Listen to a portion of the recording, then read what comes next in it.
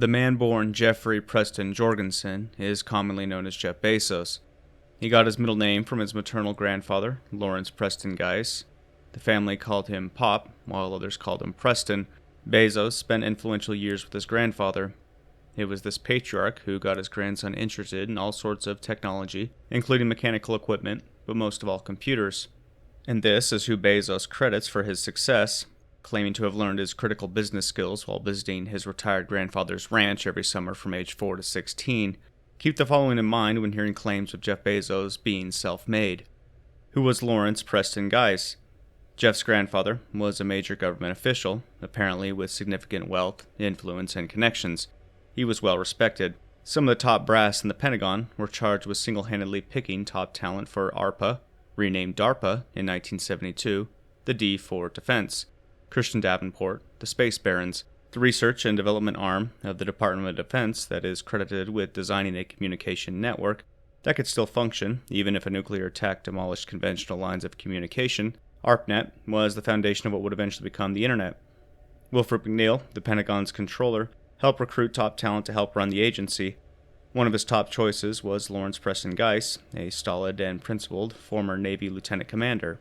Besides Geiss being a founding member of DARPA, later on in 1964, Congress appointed him manager of the Atomic Energy Commission's Albuquerque Operations Office, where he supervised 26,000 employees in the AEC's western region, including the Sandia, Los Alamos, and Lawrence Livermore laboratories. But he had previously worked for the AEC, and even earlier in the military. Born in Texas, Geiss had served during World War II, and service records show he was assigned to the USS New Windsor, a destroyer, and then to various administrative jobs. He also served as an assistant director at the Atomic Energy Commission, starting in 1949, and was promoted to assistant director in 1955. Geiss was a creature of government, specifically of the military-industrial complex. He also oversaw government work done with private contractors. In various capacities, he was involved in numerous projects, some of them covert. For example, he was a key member in secret meetings about the development of the hydrogen bomb. This guy had immense knowledge and experience about both technology and the workings of government. He was far beyond the standard bureaucrat, as his technical skill was not only theoretical, but applied, with his career having been focused on space technology and missile defense systems. When he helped raise his grandson, Jeff Bezos received the full attention in being tutored and molded for a life of privilege and ambition. With that, it's not that Bezos, as a corporate tycoon, sold his soul to gain position and power in government. He didn't need to. He inherited the social connections, the access to private and public funding, and the open doors into government. The question is what else came with that inheritance, whether it was all, so to speak, just on the receiving end. Like his grandfather, Bezos always was a creature of government. His corporatist worldview, presumably, always leaned toward corporatocracy. And Bezos is likely being honest in his moral claim of corporate patriotism, self-serving as it is, since he undoubtedly doesn't see a difference between his own interests and those of the government. As a member of the ruling elite, he takes it for granted that government is there to serve and represent those born into privilege. The Gies-Bezos family is a variant of the Bush family and Musk family, and in each case, wealth and power passes on from one generation to the next, with the grandfather as the original patriarch who ensured the family's legacy. Gies' influence wouldn't have been minor. Young Bezos would have heard his grandfather talk about government programs and government research and development. This would have given him an inside view along with some insider knowledge. Pop doted, telling stories about missile defense systems and teaching him to lay pipe and castrate bulls. It's unsurprising that Bezos developed a company like Amazon that has a shipping and information system of the kind one would expect from DARPA, as Bezos might have been modeling it on what he learned from listening to his grandfather. It's even possible that with Gies' connection, Bezos was able to hire former government workers and advisors who had experience in developing such systems. Either way, Bezos didn't invent Amazon out of thin air. Amazon is a late product of the Cold War mindset, a distributed system built on the internet, which itself was built on DARPA's ARPANET. The Pentagon has been a part of the Silicon Valley story all along. Defense contracts during and after World War II turned Silicon Valley from a somnolent landscape of fruit orchards into a hub of electronics production innovations, ranging from mainframes to microprocessors to the internet. The American tech economy rests on the foundations of the military-industrial complex.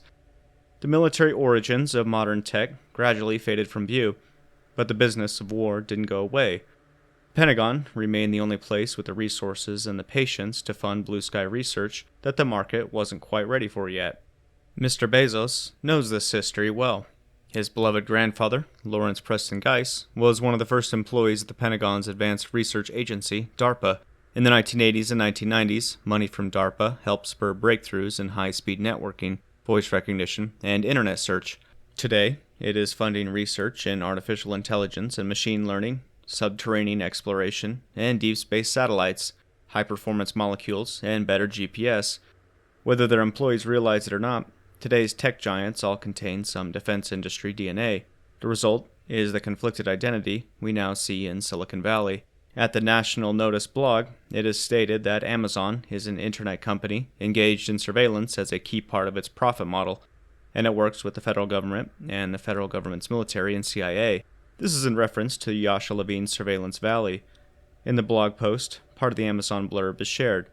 Levine examines the private surveillance business that powers tech industry giants like Google, Facebook, and Amazon, revealing how these companies spy on their users for profit, all while doing double duty as military and intelligence contractors. Levine shows that the military and Silicon Valley are effectively inseparable, a military digital complex that permeates everything connected to the internet, even co-opting and weaponizing the anti-government privacy movement that sprang up in the wake of Edward Snowden. As a side note, not only Bezos' grandfather, but also his stepfather, who he considers his real father, was a product of the Cold War. Again, from the National Notice blog, an intriguing background is detailed. Although Mike Bezos worked as a petroleum engineer for Exxon, what's more interesting about him is his status as a sort of quasi-orphan by virtue of how he arrived in this country alone in 1962 at the age of 15, something that would very likely contribute to a somewhat unusual mindset. He arrived from Cuba as part of what has been reported to be a CIA-run program, Operation Pedro Pan, or Operation Peter Pan. A description of the secretly operated CIA program in Counterpunch says the goal of the program was to separate elite children from parents, a Cuban brain drain, ultimately 14,000 Cuban children, and generate political instability. And according to one of the CIA recruits, to wage psychological war to destabilize the government. Evidence reportedly shows that this was done via the CIA working deceptively with a priest and the regional Catholic hierarchy to forge documents and spread lies to convince wealthy Cuban families that Castro's government was going to take their children away. A 2011 NPR retrospective on the program that the Counterpunch article cites, only to criticize, says that the Pedro Pan kids have done well, and that they are firmly opposed to any normalization of relations with the Castro regime, the regime that was responsible for breaking up their families and forcing them from their homeland. Mike Bezos was the father who raised Jeff Bezos, having given him his surname. Even though he wasn't as well positioned as Patriot Geiss, Mike Bezos did work in another sector closely tied to the military-industrial complex, that of oil. They obviously were doing well as a family. Bezos' elite education began early. His parents enrolled him in a pilot program for gifted students at Houston's River Oaks Elementary School, 20 miles from their home. In 1978, Exxon transferred Miguel to Miami, where the family lived in a 4-bedroom house with a pool in the affluent Palmetto district of Dade County. Jeff enrolled at Palmetto High, an incubator of high achievers. He gravitated to a group of about 10 kids from his honors classes. In high school, he had the opportunity to work with the first generation of personal computers. Also at that time, he participated in the Student Science Training Program at the University of Florida and a space initiative at NASA's Huntsville, Alabama Center. One suspects Geiss was more than a mere role model. He likely played an active and maybe interventionist role in ensuring his grandson got the best opportunities and resources, quite likely sometimes pulling strings behind the scenes by making introductions to important people, etc. Those connections and that influence would have followed Bezos into adulthood, such as he entering Princeton, the only school he wanted to attend.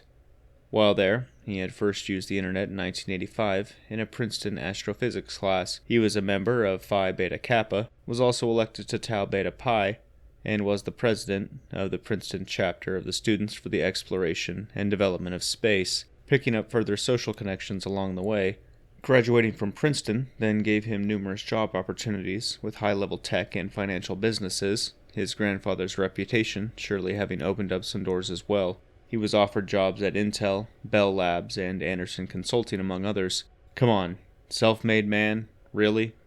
Jeff Bezos, now the richest man in modern history, began with a US $100,000 investment in 1995 from his parents after leaving a cushy gig on Wall Street, where he served as vice president of D.E. Shaw & Company to pursue Amazon. As Rokat Chamadine points out, the Washington Post claims the amount his parents gave him was much higher.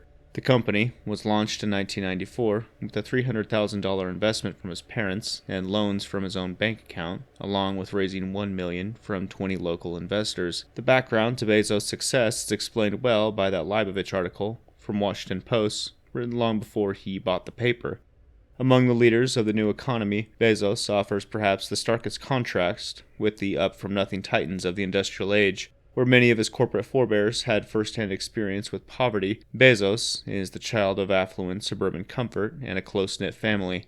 From within this worldview, his competitive drive stems more from his joy in the test than from an appreciation of want or failure.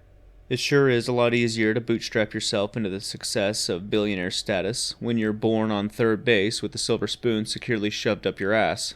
That isn't to say he didn't work hard. It's clear that he learned work ethic from his grandfather, but he also inherited immense privilege with opportunities and resources freely and abundantly given at every point in his life.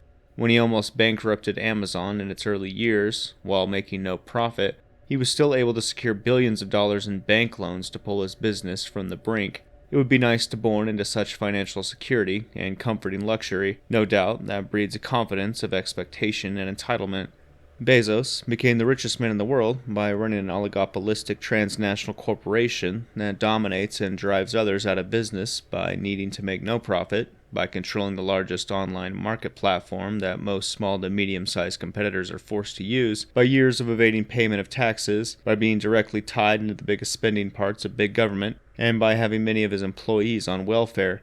If a money-losing government-backed organization is providing a service at a price below private competitors, this is the very definition of a subsidy. Amazon isn't being operated like a normal business, and, one might speculate, it isn't being operated as a business at all. Even after recently losing upwards of $1.4 billion, a CNBC article stated that still, the company expects to see growth for its high-margin cloud and advertising businesses. That is to say, Amazon will continue making plenty of money by selling their customers' data and in doing business with the CIA, NSA, and Department of Defense.